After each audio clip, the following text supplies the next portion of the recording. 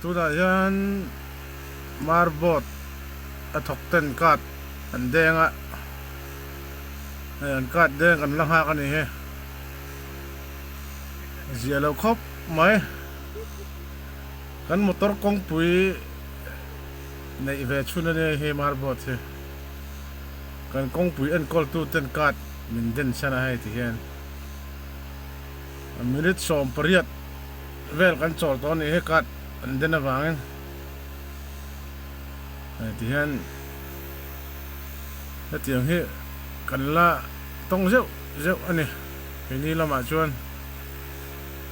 akal ve lo le hela batlan ve ngai lo le la mungai lo chuan in mak point ti vak khar lo mai thai lai lon chu kan nei ve thona in kan lai lon hian in quintal som thum adol si lo wat hian marbot lama hian kan kalangai sia quintal som thum phur ho chu ti hian hai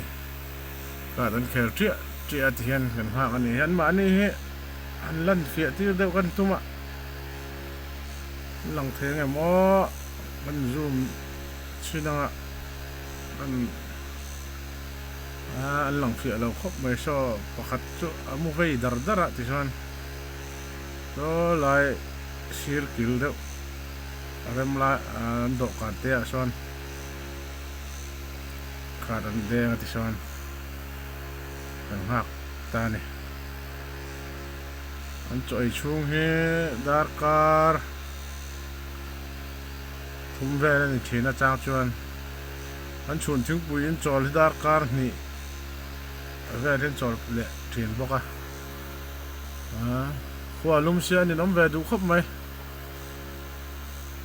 atla zual pui le atlang pui deuh chok an lameng ka ban te kham ve thawa